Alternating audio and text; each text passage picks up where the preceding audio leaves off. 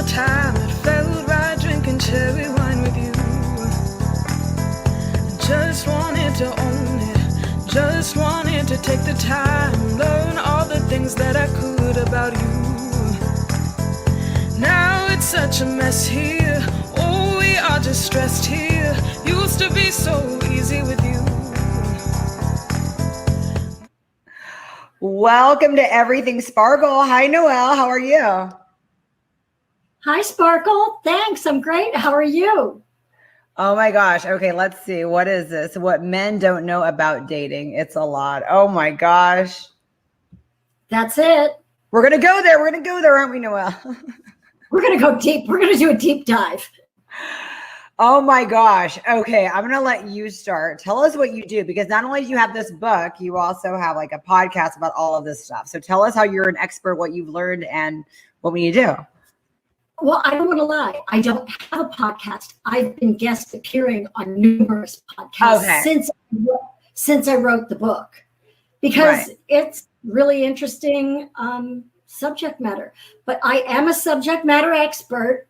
I've been single since 2005, but didn't really start online dating till 2012. That still qualifies me. 2012 to present day, I'm an online dating subject matter expert. Not that I want to be, I just am. Right? But are you single now? Yeah, I am. Well, so what do they say? And don't, you know, I just go there. So I have a friend that's like she's like a psychic dating person, always matched up people that were their matches, but then she never really ended up with anybody. So what's the point of like learning all this? I mean, what's the eventual end game? Is to find true love or just to find compatibility? Tell us what you think. You know what? That's so cool that you said end game, because I talk about the end game in my book. And actually it's up front in the book. It's, I believe, chapter 2 called Pre-Game. Yeah. Figure out. And first, let me just say, the book is written for men. It's a post-pandemic dating reference guide for online dating for men. Men should read this book, and then they'll have an edge on online dating post-pandemic. But let me tell you, men and women are both buying the book, and the women are loving it. Men said that I have had men say that they love it, that they were cracking up, that they thought it was super funny. I hope they take it to heart, though. I mean, it is funny. I wrote a funny book, but I hope they do actually take some of the directives to heart, because it's been my experience that they need it. I believe there's a lack of authenticity in the online dating community. I don't think anyone would, dispute that. So what is the end game? Is there an end game, or is it just a matter on the person? Well, you have to figure out your end game before you even get started. It's like having a strategy, right? For anything, you have to have a strategy. What is your intent? Before you even get on an online dating website, I think you should figure out what your intent is. If your intent is to authentically meet someone, then you should present the best possible you with authenticity, okay? And you do that through PCE, preparedness, care, effort. You really think about what you want, how you're going to get there, the steps you're going to take to get there. You can use my book to get there. That's not a problem. Buy the book. It's available on Amazon. I love it. And I love everything about this right now. I love the color, the cover. It's vintage, right? I think vintage. It is a lot. And I love her goal that says just in your body. So I think that they've gotten themselves single, and now they're going to go conquer the female world. Well, guess what? They're not. They need to do a lot before they go out trying to conquer the female world. And like we said, the end game. So if your plan is to authentically meet someone and date, and let's face it, just because you're online and you're authentic doesn't mean right out of the gate you're going to meet the right person right away. But at least you'll make some nice friends along the way, and you'll be real while you're doing it, right? I think a lot of guys, we all hear about these stories. Right now, Aaron Rodgers and his Hollywood star girlfriend have gotten engaged. And they said during COVID, they learned how to come together and they worked it out, right? They felt it and they made it work. And now they are engaged and they see a bright future ahead of them. That's great. Well, that's one end of the spectrum. The other end is so many people are getting divorced post-COVID, right? So they couldn't stand each other being sequestered with just each other. So now we have this whole new population of single men. And if they're interested in dating, then they should really honestly read my book and take some directives, because it doesn't only talk about helping yourself on the outside. It also talks about helping yourself on the inside too. So you're really beautiful. I would think that you can go out anywhere and people will be like, hey, what's up? And they know you're single and they'll want to date you. And that's kind of how my whole life, I've never gone online dating. I mean, I just meet people because I'm just kind of always out there. What's the purpose of somebody like you or me going on online dating and not just meeting people more authentically, like at the bookstore, at Starbucks, or, tell me the purpose, tell me the pros of like online dating. And I've known some great success stories on online dating, so I don't knock it at all. So do I. And those success stories were rooted in two people being real and coming together because they posted relevant current photos.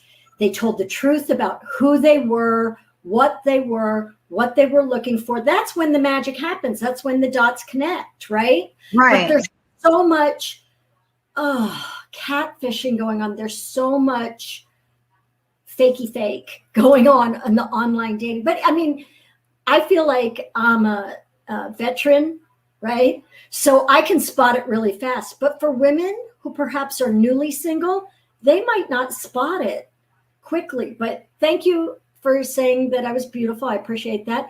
No, I don't seem to meet men when I'm out. No one approaches me. I'm nice. I'm like a goofball. It might be because you're too good looking. That could actually be it too sometimes. I know. I don't know if you ever get hit on when you don't look your best, but I gotta tell you, it's been a while since I've been hit on. I'm not kidding. But I mean, I can get online dating situations going. I mean, that proves effective. But right now, well, you know what? LA took COVID really tough. So did the Northeast. You're in the LA area. I'm in the greater Philadelphia area. Both areas were hit very hard by the pandemic. So I think people up here are still like sketchy about going out. I'm not. I really never was, because I just did what they said to do. Mask, I wore the mask. Gloves, I wore gloves for a while. Wash your groceries, I washed my groceries, right? Whatever they were saying, I was doing. So, and plus I live alone, so I wasn't concerned, and I wasn't doing a lot of socializing, but I was doing a lot of online. And then I just had to stop because it was like a circus. I mean, just ridiculous. Well, give us an example. How is it ridiculous? So I guess there's couples who are not getting along during COVID, and they've decided they're going to part ways, but because of COVID, they're not yet apart. They're starting the process. So there's a fraction of those men who think, oh, well, now I have the green light. Now I'm going to get online and find a girlfriend. They're not giving themselves time to even get out of the last relationship they were in. I've had guys asking me out and they're telling me, well, we made an agreement during COVID. We're going to split, but we still live together. I'm like, no, that's never. I know, right? It's laughable. I'm like, no. Plus, even if they weren't living with the woman, if they've only been apart from that woman for a month or a couple of weeks, that's not enough time. You have to figure out who you are and what you want. And, and if you're just looking to hook up, don't confuse hooking up with dating. They're two different things. I'm not against either one of them. Love both of them. Right. But if you're just looking to hook up online, then get on a hookup site and then you'll get what you want. But don't go on a dating site, right? Well, I don't think many make a difference. What frustrates me about just in social media in general, and this has tapered off luckily, but there was a time on Facebook. I mean, I was just getting bombarded with every day. People were thinking it was like a dating app or something, and they were saying, "Oh, want to go out, want to do this," and I'm just like, "There's a Facebook dating app, and I'm not on it. Like, why are you guys hitting me up on this one?" So, what do you say to stuff like? I mean, what do you see going on since you're like in the business and in the zone? Tell us. Watch this seriously. So you're talking about Facebook? This is crazy. This is Facebook. Okay. Maybe I deleted him. Oh no, this is him. This is just today. Okay. I don't think, when did anyone ever say that Facebook was a dating website? I'm serious. And I don't think women do this. I don't know. I've never dated women, so I don't know. But so I get this guy that says this morning, "Hello, Noelle, how are you doing?" And I guess I didn't see it for a couple hours. So I got a line of question marks. And when I did finally see it, which was like 2 hours later, I said, "Hi, good morning. I've been busy." And that's all I said. He said, right away, he responded, "Okay, so when will you be free so we can have a better conversation?" I didn't know we were going to have a better conversation. You sent a friend request to me. I didn't know we were going to conversate. But so I don't think we will be, because this is what I wrote back to him. I said, "I'm not on here to meet men. I'm here to align myself with people who can help advance my life." Right? I'm going to use that one. Well, I'm stealing that from you. Pardon? I'm going to steal that from you. I like it. Yeah. I mean, I'm not there. I think he's the one that reached out to me for a friend request. So, and I don't know who he is. So I just said, okay, but now he's gone. I did block him. I mean, that's ridiculous. That's ridiculous. But some guys just don't get it. Believe me, there are men who get it, and they do not need my book unless they need a good laugh to find out how the other half lives, right? But there are so many men that just plainly do not get it. They don't understand how to present. They don't understand. They don't even know what they want. Well, they don't give it a second.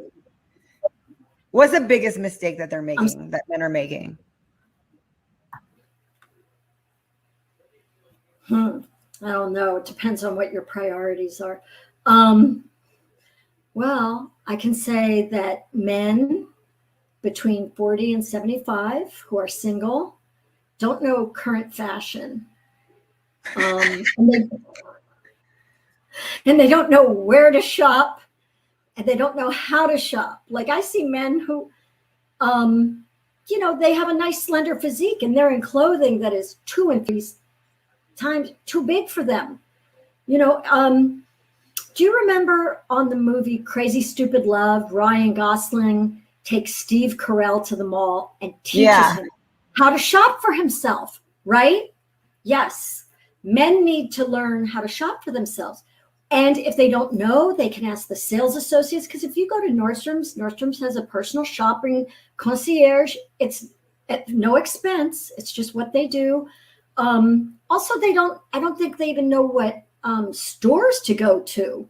I mean, I think they're not going to good stores. There's really nice stores that they can go to. Nordstrom's, Johnston and Murphy, or even like specific stores like a Ralph Lauren store or an Hermes store or something, depending on your budget and what you want. Because you could dress very plain and look hot, I mean, if you just wear the right, you could go to the Gap. Right, you could go to the Gap, right, and walk out looking hot, right? Right. Yeah, you don't have to spend a ton, but they just don't know what they're doing, and I don't think they ask. Maybe it goes back to that thing about they don't want to ask directions when they're lost. I'm not really sure, but yeah, I think it's time. Our society's changing. Our society is at a pivot right now, is it not? I mean, So this might be a time in this, because we're coming off of something that made history. The pandemic was world history. Right. I mean, and they're going to use this as a mile marker from this time. Oh, that was pre-pandemic. Oh, that was post-pandemic. You know? Right. Yeah, it's going to definitely be a mile marker in history. So right now, at this pivotal time, men might want to think about how they approach dating in the new normal and what they're looking for, what they're not looking for, and not just getting out there and do. I mean, if you didn't know how to swim, you wouldn't jump off a boat into, I don't care if it's a big lake, I don't care if it's an ocean, you wouldn't do it, right? Right. Mm-hmm. Right. It's the same, it's that analogy holds true with dating. If you don't know what you're doing, just don't jump in. That's not a really good strategy at all, right? So my book provides strategies. This right here provides strategies, but it also provides insight. And I mean, it is funny. There's lots of funny stories in it, but also it's serious too, because they don't only have to do the makeover on the outside, they have to do the makeover on the inside. That goes back to when we were talking earlier about men who think just because they're single, they're ready to date. You know, a man could be away from a woman for a day, or a man could be away from a woman for a year.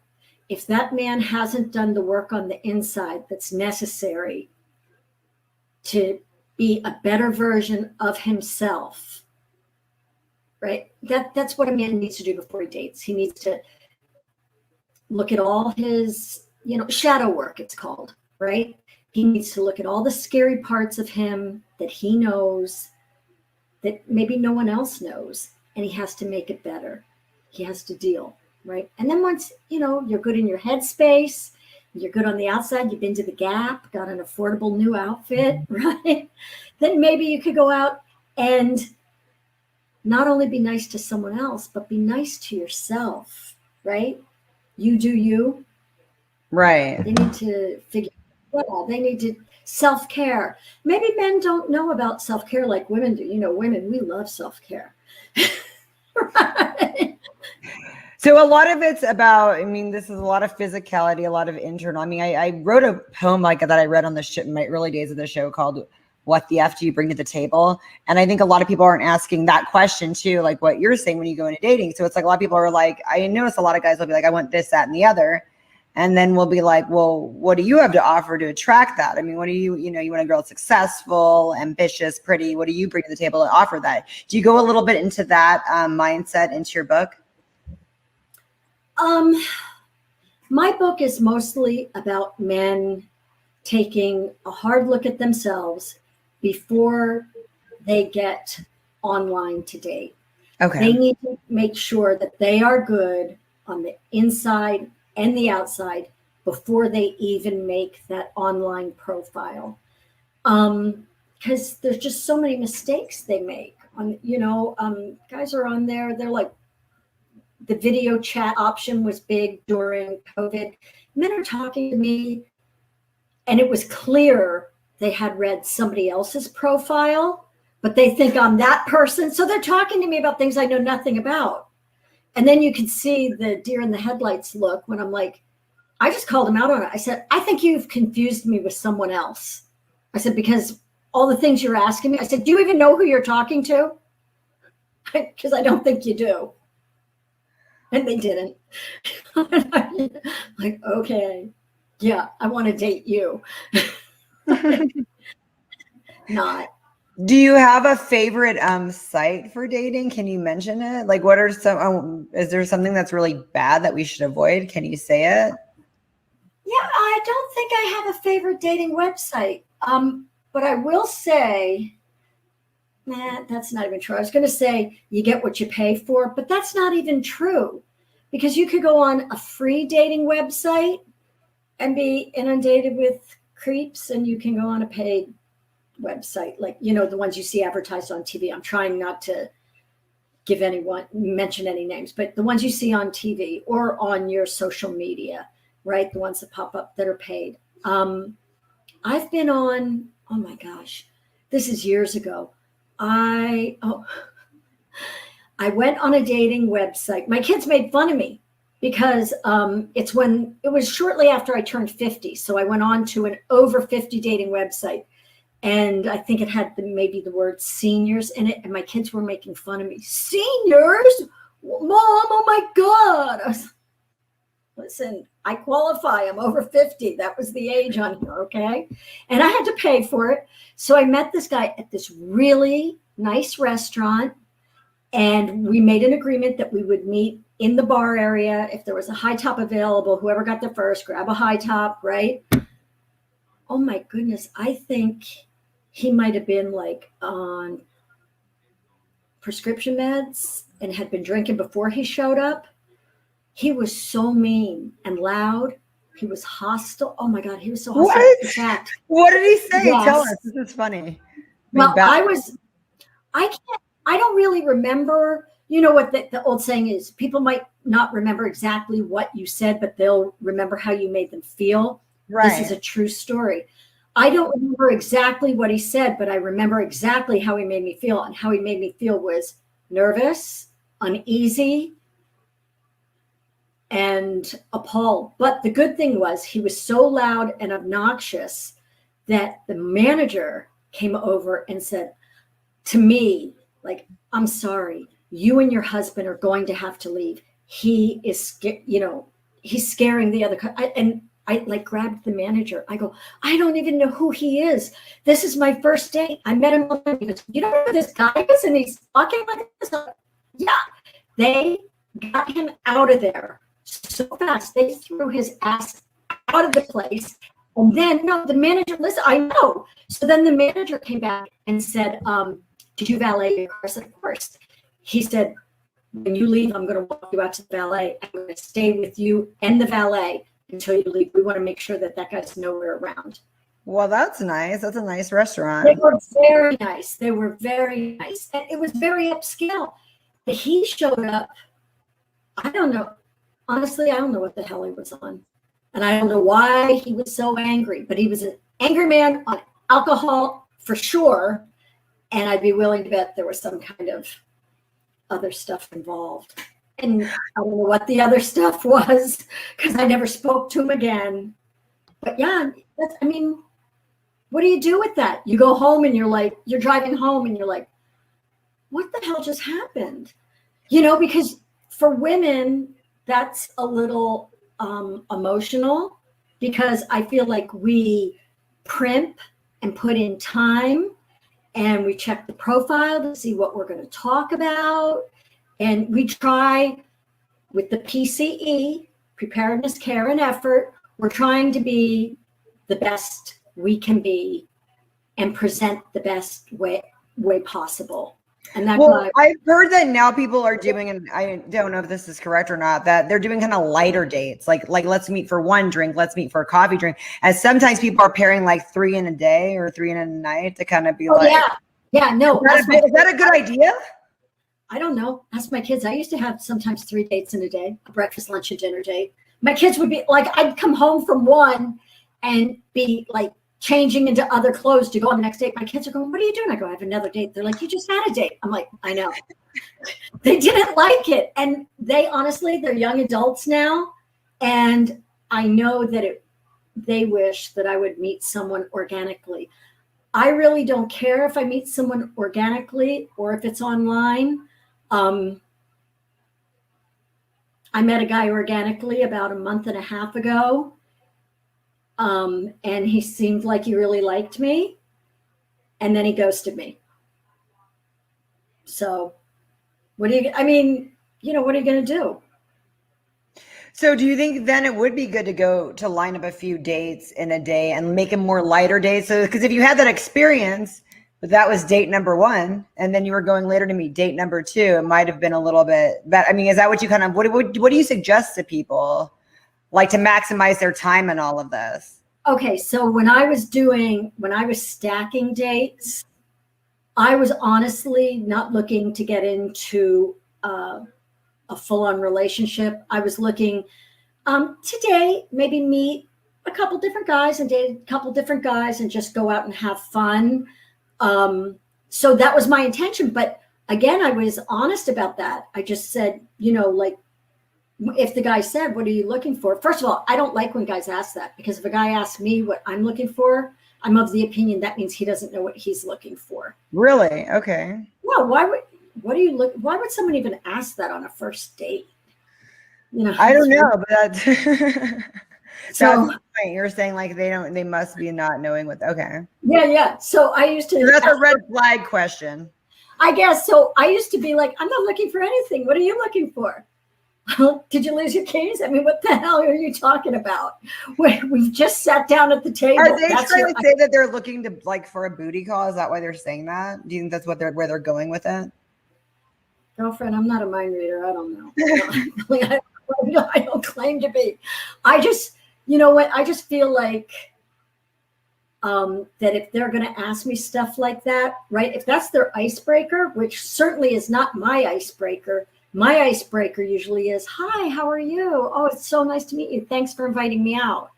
You know, something like that. Yeah, you know, come sit down. Well, you know, and then and then I do study their profiles. So I want to ask them relevant questions about this, you know, if they say they like motorcycles, I ask about motorcycles. If whatever team they like right now, the 76ers has a game tonight against the Hawks.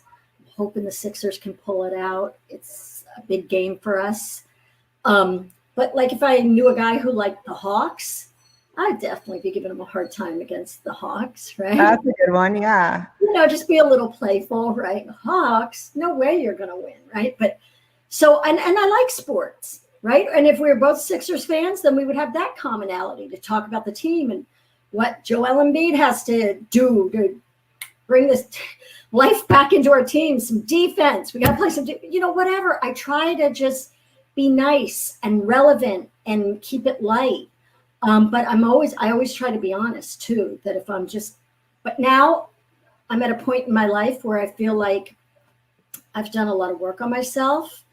And like I said, my children are young adults, so they're, you know, mainstreaming into society and getting adult jobs. So I'm so proud of them. And so I'm good, right? I've done my job. I'm proud of my kids.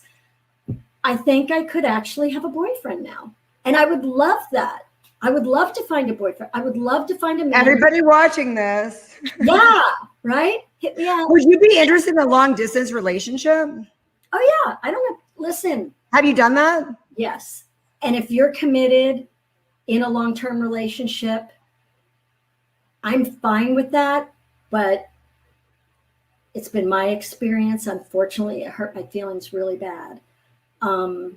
That if the other party is not 100% and they're playing on the side, you know, that's mean and it's hurtful, right? Right. So, yeah, trust is an issue. But at this phase in my life, honestly, I don't need to juggle men. I don't care. Right? I just one good one that's cool, that's honest, that's sincere, that's successful, that doesn't. We all have baggage, and that's fine, but I don't want the baggage to be too heavy, you know, right? So, how long did it take you to write this book? Okay, so maybe, you know what, it's been in my head. It's been a story in my heart. I had a story to tell, right? Because when I started online dating back in 2012, I used to like just go out to happy hour with my girlfriends for wine. They'd be rolling on the floor laughing, telling them. And I used to give them the play-by-plays, right? And they were like, "Shut up!" I'm like, I know, it's unbelievable, huh? Yeah, you can't make this shit up, right? So, and they always said, "You should write a book. You should write a book. You should write a book." Well, you know, and it was always in the back of my head. And then COVID hit and we were really shut down here. So I started writing. I started writing in, I would say, late March 2020, and I finished by late November 2020. But I'm telling you, I was writing a lot. And at first, my book wasn't as funny and upbeat as it is. And it wasn't like in my book, honestly, I do advocate for men because I now realize that they're not trying to offend women. If they show up in like some outfit that they got at, you know, Walmart, they just don't know better. They don't know better. So you're They just trying don't to know. educate. Yeah, for a long time, I thought that they were actually being offensive, like trying to be offensive.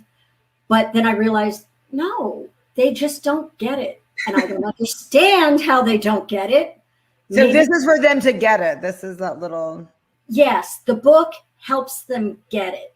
I have to tell you, a former girlfriend of my son, she wrote me the sweetest note one time on a Mother's Day and said, there are so many things that your son does and your son wears, and I know it's because of you. I was like, oh my God, I think that's one of the best compliments I ever got in my life. You know, that tells me that when my son is in a committed relationship, he is treating that person right, and he's presenting the best version of himself that he can. Well, it's good he's got an expert right here. Oh, I used to give him so much hell, that poor kid. Like he'd walk out of his, oh my gosh, I can remember him being a real little thing, maybe like in first grade, right? And making breakfast. I said, okay, go get your clothes on, get ready for school. And he'd come out so mismatched. I was like, okay, honey, let me show you.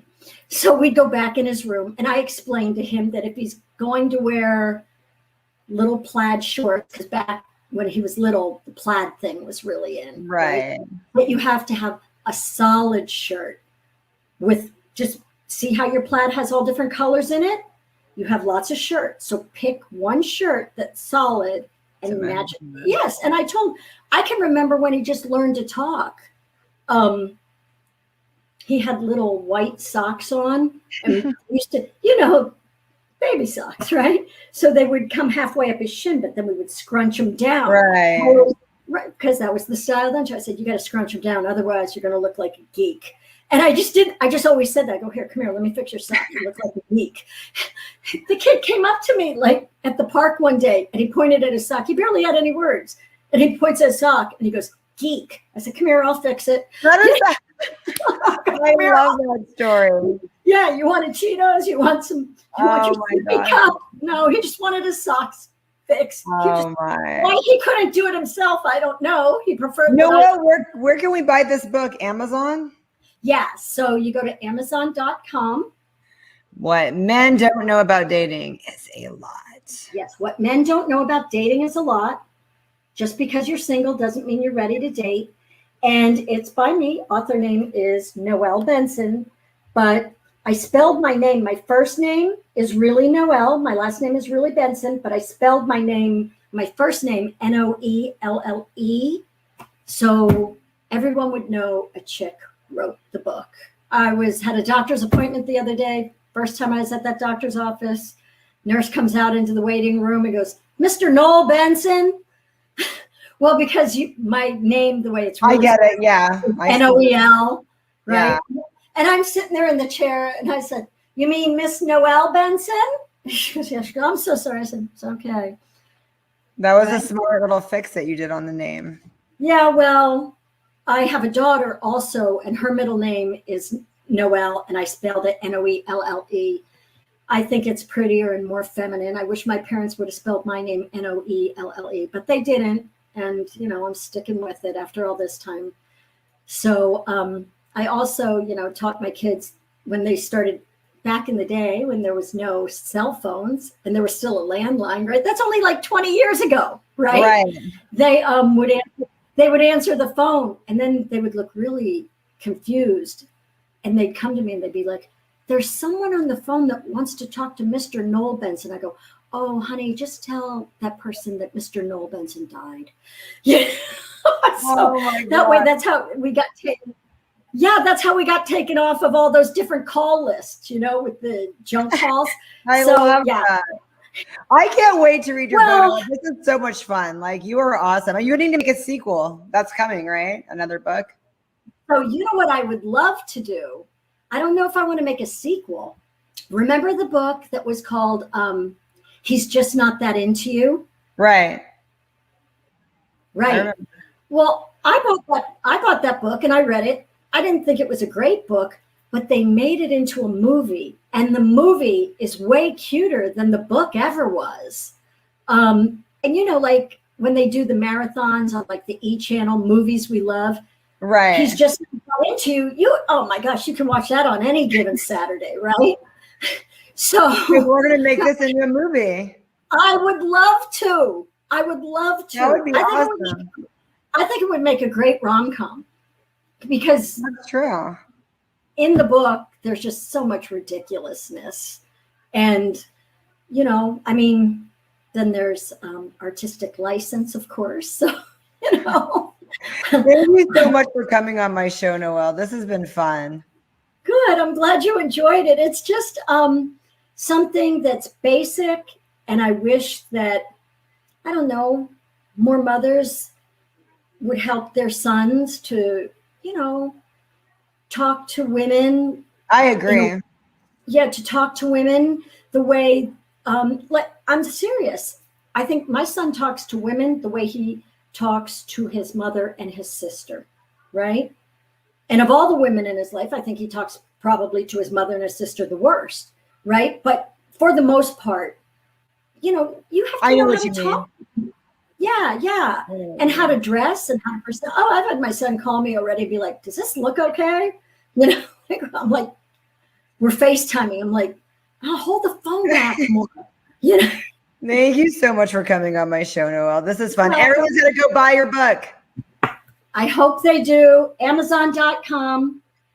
Amazon.com, everyone. A lot. Noelle Benson.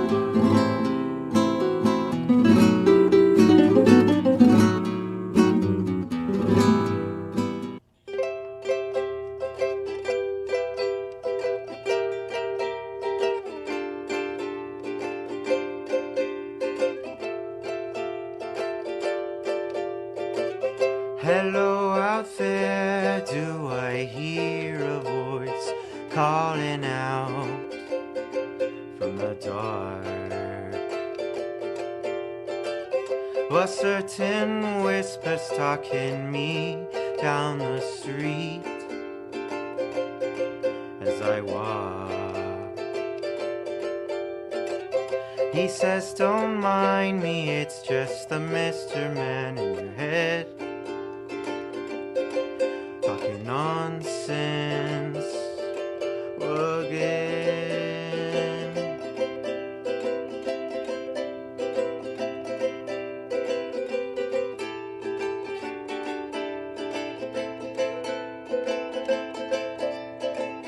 Hello out there, do I hear a voice calling out from the dark? A certain whisper stalking me down the street as I walk away. Oh, masquerade charade.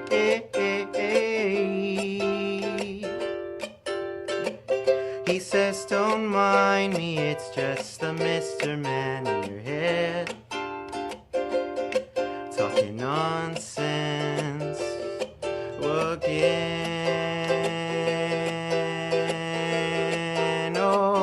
masquerade charade.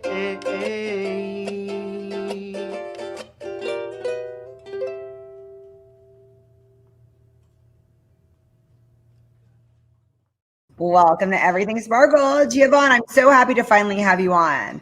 Thank So, you. Puppet, is that the name of your band? It's actually the name of my alternative persona, or however you want to call it.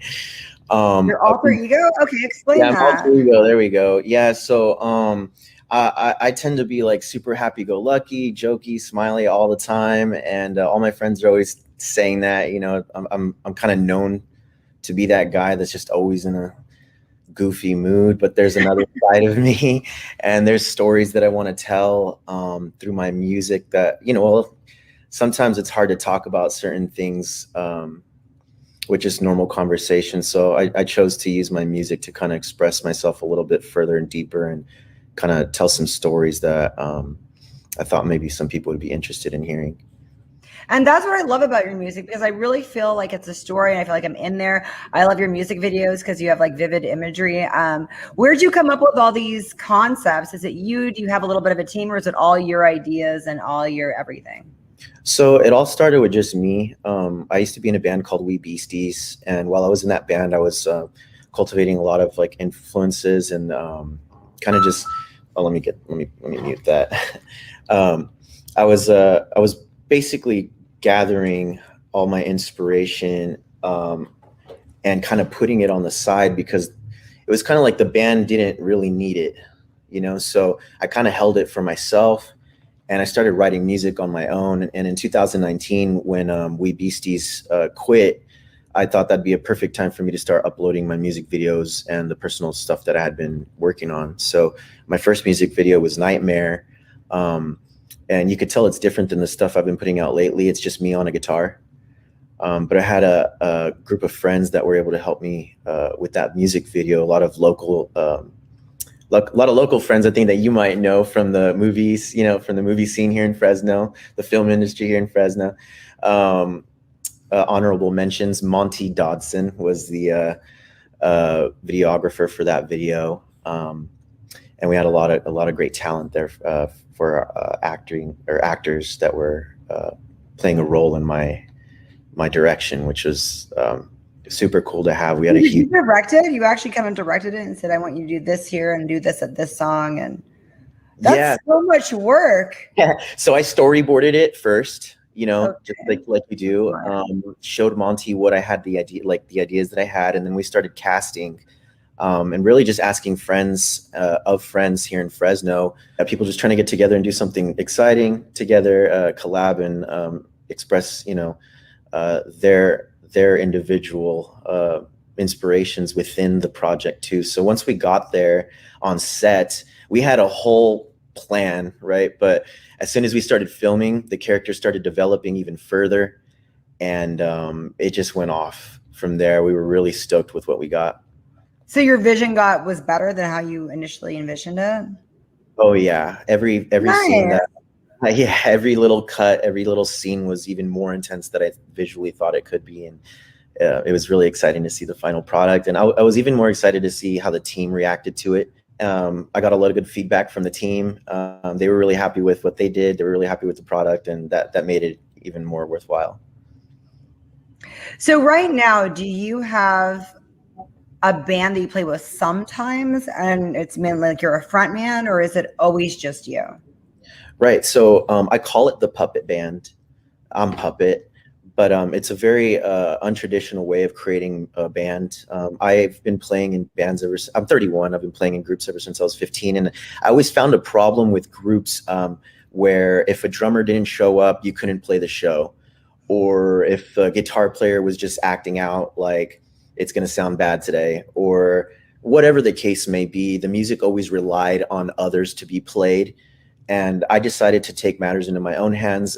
If a drummer doesn't show up, if a bass player doesn't show up, if a guitar player doesn't show up, or if they don't want to play or they just can't because they're busy, the show goes on. If I show up, the show's on. I can play all the bass lines, the right hand melodies, the singing, and the drums with the drum machine, and it all sounds really full and awesome. But at the same time, it sounds really, really cool when I have a guitar player and a bass player with me. So usually when I play live, I try to get somebody to accompany me. Wow, that's incredible. And I mean, now you're directing music videos, so you can add that to your repertoire of like talent. Yeah. I tried to make it easy, like if people are busy, if they want to play a show, like, hey, here's some parts for you. You could jam on them or make up your own parts, have some fun with it. It's not a strict band at all. It's really just for fun. The parts are there. I kind of call it like a potluck. Like, if you ever go to a potluck and you don't bring food, you might feel a little bad or something like that. There's always food for everyone. So that's the way I kind of tried to build it. So, where can we listen to all your music? I've seen all this stuff on YouTube. Where, if I'm just like at the gym, is there Spotify? Not yet. This Friday actually should be uploaded. My first song is going to be called Two Kids, and it'll be on Spotify and Apple Music and Google Music for everybody to listen to. I'm really excited about that. Wait, so when's the big day that this is all going to happen? It should be up this Friday. So yeah, oh my God, that is so awesome. So we'll have something to look forward to. I love that. That's really cool. What about SoundCloud? Is it on SoundCloud now? I do have some SoundCloud stuff if you guys want to creep. I've been kind of posting on there for my hardcore fans that want something to listen to. But mainly you can listen to what I have going on my YouTube channel. If you want to search Giovann Najeh, or you can search Puppet the Call. But if you have my name under there, you could just search that on YouTube. And I have 5 little videos there for people to watch, kind of showing what's coming next, or what's coming up next. Yeah, I really want to hear you. See, I've actually listened to all the stuff that you play. Well, the last time I saw you in concert, like all of that kind of music. So I'm like, what's the new stuff? Because I know you're always creating. You're constantly creating, aren't you? So it's just getting the value of, like, the production value of the music itself is sounding a little higher quality. I've spent a little bit more time, and it's my first time being the front man and the director of just all of the music, literally all the guitars, all the bass and stuff. So it just kind of took me some time to acclimate to that. So now that I'm kind of feeling ready to serve the plate, it's like, hopefully people enjoy it. And this isn't the only thing you do. You do a lot of cool stuff. So you teach music to kids, right? Yes, I've been a music teacher for the last 6 years. That is so cool. You made like your passion into a job. Yeah. That's the dream, trust me. No, right. I was doing pizza delivery like so long ago, so many years ago, and I was in college, and my college professor kind of took me under his wing. He's like, "Hey, do you want to, help me out with my music program?" So I said, "Yeah." And that's where I found I was actually like pretty good at teaching. And he's like, "Why don't you just make some money doing what you love?" I was like, I didn't really think about it. So he kind of opened up a door for me to actually start making money with teaching. That is so incredible. What is it like with your students? What do they think of your music? Do they hear your music, or you kind of keep Puppet separate? Nice. Like, there's been times where in the hallway because of high school or Instagram or something like that, or they're like, "Yeah, Mr. Mena jams on this," and I've had kids show up to my shows before. Like, we played Grizzly Fest, and but I enjoy teaching a lot. My students are awesome. It's really rewarding to see them develop over the years. I have a student named Hunter that actually created a band after his first year of learning guitar, and he's already playing shows. I got to see one of his shows for a church that he played for, and I nearly cried. Just he came out with a guitar solo. It was pretty mean, and I was like, "Yeah, there you go, Hunter. Like, kill it." That's so awesome. So it's kind of like a pride thing. When they shine, you like feel like you're part of that, huh? A little. I'm proud of them for sure because they put in the work. I just kind of show them the way. Were you good when you were that age? When did you know that you were really good at music? Well, at 15 years old, I was in high school, and I had been playing for 2 years already, performing in little things. And we created a band called 11th Hour. And back then, MySpace was really popular. And we had actually, MySpace. I love that. Right. Not too many people know about, younger people know. They're like, "What's that? What's MySpace?" We actually got a letter from them because we had so many streams. We got top 100 metal in the world. So it was like we were top 100 of the world. And back then, like, heavy metal was kind of in. You had Korn, Godsmack, and then you had like all the hardcore stuff that was underground, and then the German metal and stuff. So we were competing with some pretty heavy monsters in that time. And as a 15-year-old to see that we were tripping. We were really inspired. And that was when I was like, when people started recognizing me on the street or at school, and I was only 16, 17 years old, that's when I kind of felt like, okay, maybe this is real. Like maybe I'm decent at this, you know, like I'll just perform and see where it goes. So what happened to the band? What happened to 11th Hour? So we actually had gotten a deal with Metal Blade Records to go on tour. And unfortunately, we weren't able to go because two of our members were getting addicted to drugs and just having difficulties at home. Man. And so we weren't able to go. And that was one of those things where it was like, you know, I would go on tour if I could play these shows, but I can't play a rock show by myself, you know? So it was one of those feelings of like, wow, like we got to the door and we really didn't even open it. I wonder what was on the other side, you know? Wow, what a story. And it's funny because you don't have like a heavy metal sound at all anymore. Yeah, no, I grew up with my parents' music, digging through their CDs and their tapes. And, you know, my dad had stuff like Motley Crue, Poison, Guns N' Roses. But then my mom, she had like Sade, Sting, lots of different, you know, styles of music. And then I had Like own. my mom, she has the same stuff. Yeah. And then they loved the 80s stuff too, like The Cure, you know, Depeche Mode, that type of stuff. So that type of stuff kind of crept into my influences for sure. Wow. So boxing, where does boxing fit into all this? I see you've been boxing. Yeah. So I've always been like a little wrestler and a little fighter ever since I was a kid. But my uncles, my dad's brothers, they were actually, one of them was a professional boxer in Mexico, and the other one would train with him too and would compete sometimes in the amateur level. But growing up as a little kid, you know, you're like learning how to walk, and you kind of get a little bit taller, a little bit stronger. They start kind of patting you a little bit, kind of messing with you as a kid. And then they start showing you some stuff over the years. And then all of a sudden me and my cousin are going at it a little bit. And it's just like, okay, then we got into the sport. And then I just didn't do it for years. Many years passed, like over a decade passed, where I didn't even do anything boxing. Or I would watch the sport, of course, but it's been this last 2 years that I've been really getting into it again and actually like training myself. That's really cool. So does that help at all with your music or not really? Yeah, it does. You know, there's a rhythm in boxing. Cuban boxers are the best in the Olympic sports, and they incorporate dance in their boxing camps. That's one of the things that they do to kind of create happy feet. And in boxing, if anybody out there knows boxing, they know that it's more footwork than handwork. Actually, if you can do footwork, you can box. So dance actually, having dance incorporated into the sport heightens your level for sure. So I'm a dancer. I love dancing. I love boxing. You know, music. There's like a correlation there with rhythm and movement. So you dance too? Yeah, I love dancing. Not professionally, but you know, I could salsa dance. You can catch me at the club.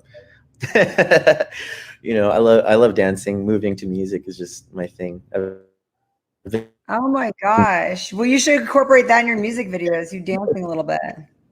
Oh yeah, you know, I got a little bit. Yeah, in the Arrow video, you could see me sway a little bit. So that painting behind you, did you paint it? Yeah. Oh, so this painting is my mother. She painted this. She's a great artist. Okay, what is it? I have a vision in my head that I'm so off that I'm sure isn't right. Tell me what it is. I'll tell you the vision. It's a man. This is his belly button. Those are his arms. You can see his head there, and that inside, I think, is a woman. This line of red here. I saw that. Okay, so I look like Elvira was coming out of there. Yeah, it's okay, like. So I wasn't super off. No, you're on. Yeah. Yeah, my mother. Yeah, she's a great artist. I have some of her art up on the walls, and my sister as well. Let me see if I can give you a little bit of a visual. My sister's art there. It's kind of hard to see. Let me see if I could give you a better view. Oh, that's really cool. Oh my gosh, that's super cool. She kind of did like a Sam Flores influenced thing, and then my mom did this one too. Wow, these are incredible. You have like a really awesome family. And then my really good friend Robert, he did this one for the house. Let's see, can you see it? It's a little hard to see with the glare. You could see Oh his my face, God. like abstract a little bit. I love this. Wow. This is incredible. So you've always been inspired then. You've always had stuff going on around you, huh? Yeah, my family, all the women in my family are artists. They can paint and draw like crazy, and I think the boys got the music gene or something, because my cousin likes to play drums too. He's a really good musician, and I have another cousin that he's a great violinist as well. So what came first for you? Were you doing the guitar first? Were you writing lyrics first? What was kind of like the natural progression of your musical talent? So like when I was 13, my parents were getting a divorce, and like I was like getting into like, I didn't know what to get into. You know what I mean? I needed an outlet to like express myself. And my dad asked if I wanted to go get some guitar lessons. I said sure. So we went to the store. He bought me a kit. He bought me a guitar with an amplifier and like picks and a book and all that stuff. And I started going to Charlie Daniels Music Shop, which is closed down now. But I was learning guitar under Will Bowman, or William Bowman, if anybody knows him out there. He's another performer out here in town, but he's a great teacher as well. And so I started playing guitar first. Wow. And then when did you find, you're a really good lyricist too. I love the lyrics to your songs. When did you find that out, that you had that talent, that you were a little bit of a writer? I've always written stories growing up, mostly on the scary side, like kind of suspense or horror. And even for high school, you know, any chance I could get to write something fiction for class, it was just like, oh yes, this is it right here. So, but later, so many years of like rapping, I settled down my words a little bit and tried to make them more meaningful and not so fast. In a rap song, you can have like 15 or 20 different ideas going on, but in poetry, you usually have one grand idea and you kind of attack it from different ways. So I kind of wanted to become more of a poet, and that turned into rhythm with my lyrics. And then I got a keyboard and just started fiddling around, and it just started turning into this 80s sound somehow. It wasn't completely intentional. Yeah, it wasn't really on purpose. It just kind of happened. Well, that makes a lot of sense that you told stories, because that's what your songs are. They're all like a story. So that makes a lot of sense that that's your background. Yeah. I like telling stories. I like telling personal stories through music that are hard to tell, you know, over the table to somebody, if that makes sense. And a lot of times I've found that when I let people listen to my lyrics, they actually have something in common with it, you know, which makes me feel not so alone as a musician. So sharing the music is actually pretty, it feels healthy. So tell us about some of the music coming out, what that's about, what's based on, like a song coming out. Tell us a little bit about what it's about. Sure. So this new song is called Two Kids. And the idea came from just meditating about, you know, I was thinking about my grandparents, I was thinking about my parents, I was thinking about my peers.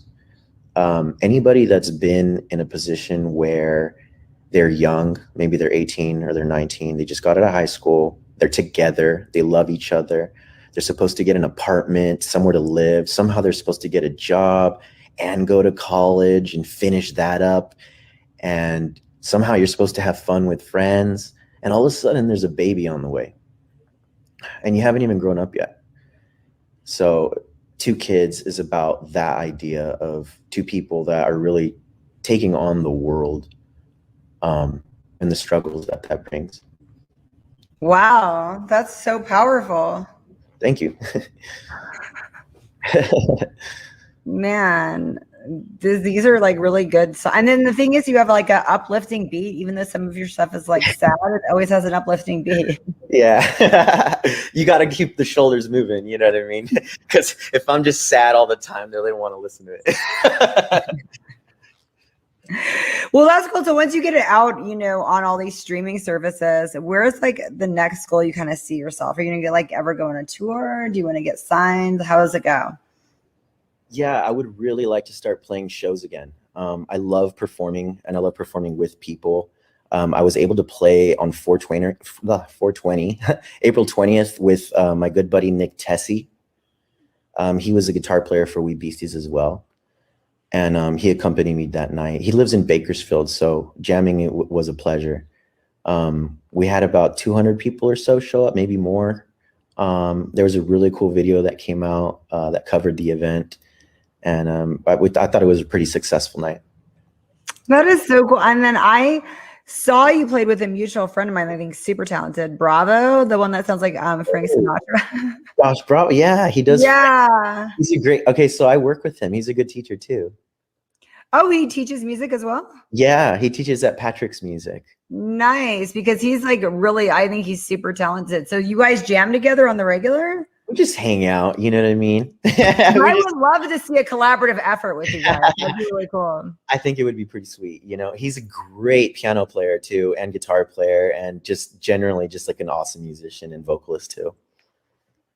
Wow. And then you do a little bit of acting. I saw something you acted in. Anthony Fasano showed me a movie that you acted.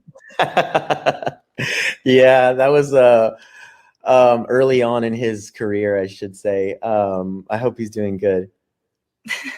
Do you ever go back to acting or want to? Because you seem to do pretty good. I love acting. So, you know, acting in my music videos is what I really like doing too. But you know, I've gotten out there and people know me. They can hit me up if they need me. And horror, you said you like to do horror. You like scary stuff. I love it. Yes, I love horror. I love scary stuff. You know, and hey, if anybody needs a soundtrack, hit me up. Oh, that's right. That would be really cool. And you have never done anything. Have you ever done for movies, music for movies before? Not for anybody else's movies, just my own. Okay. Right on. Yeah. Well, thank you so much for coming on my show. Tell everybody where we should be following you and what we should be looking out for next. Yeah, for sure. The best place to follow me and find out updates about my music is my Instagram. So if you want to search Giovann Najeh on my Instagram, you can find my personal account. And if you want to find my band account, you can search The Puppet Band, and that'll come up. And then when you get on all these sources and you on Spotify and everything, is it going to be under Puppet or Giovann Najeh? It's going to be under Puppet, and it's going to be all caps, full caps. Oh, good. The handle wasn't taken? Yeah, well, the case was. Yeah. Nice. Thank you so much. Hopefully next time you come on my show, because there'll be a next time that you can actually play. Maybe you could play with Josh Bravo. I would love that. Yeah, I could set it up with the lights and the fog machine. I can make it look real cool. Right on. Thank you so much, Giovann. Thank you, Sparkle. I really appreciate you having me on your show.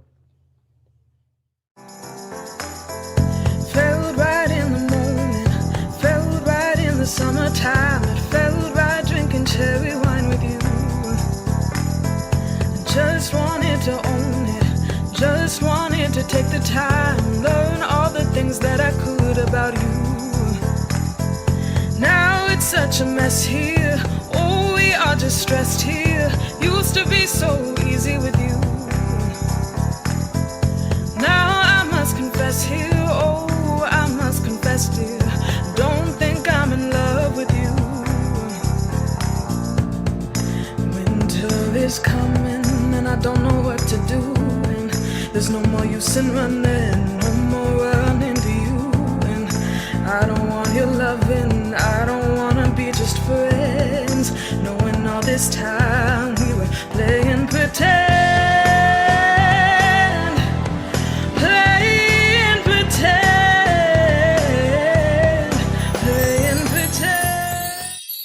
It's a mystery.